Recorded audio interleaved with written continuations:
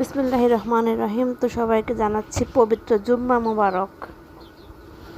তো সকালে ভালো আছেন, আশা করি আল্লাহর রহমতে আমরাও ভালো আছি। হ্যালো এভরিওয়ান, আসসালামু আলাইকুম। শুরু করছি আজকের ভিডিও।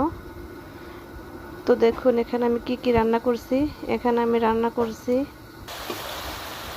চিংড়ি আলু দিয়ে হচ্ছে পোয়া মাছ, তারপরে রান্না করব হচ্ছে গিয়ে কার্ফু মাছের ভুনা,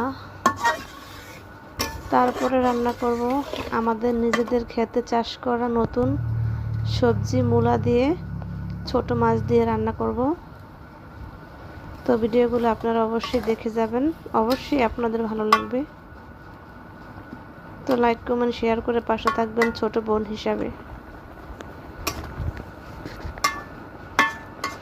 তো এই তো আমার একটা রেসিপি প্রায় শেষের দিকে।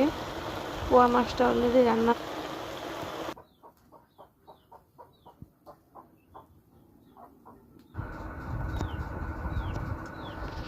আর এদিকে আমি এখন বসিয়ে দেব হচ্ছে গিয়ে মূলা দিয়ে ছোট মাছ রান্না।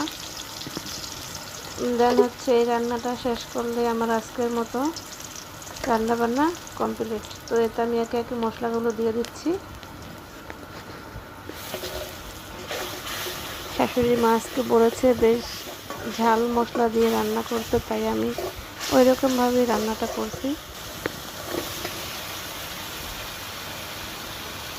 তো আমার কাছে এই সবজিটা খেতে ভীষণই ভালো লাগে, ছোট মূলা দিয়ে ছোট মাছের রান্না। আর মা, আমি তোমাকে খুব মিস করতেছি, কারণ তোমার থেকে ভালো এই রান্না আর কেউ করতে পারে না।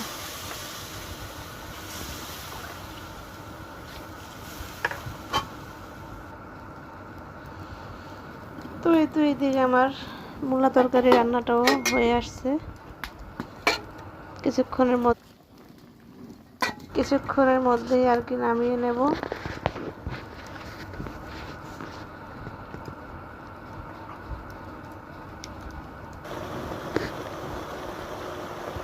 সবাই আমার কড়াই দেখে কিন্তু ফাইনালি আমার তিনটা রেসিপি কিন্তু রেডি।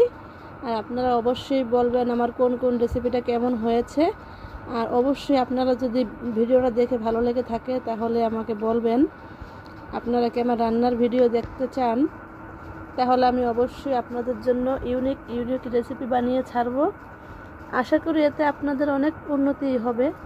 আমার যে সকল আপুরা ঘরে অনেক কিছু থাকা সত্ত্বেও রান্না করতে পারেন না, তাদের জন্য আমি ওই রকম রেসিপি বানিয়ে ছাড়বো। তো ভালো থাকবেন সবাই, লাইক কমেন্ট ফলো দিয়ে পাশে থাকবেন। আল্লাহ হাফেজ।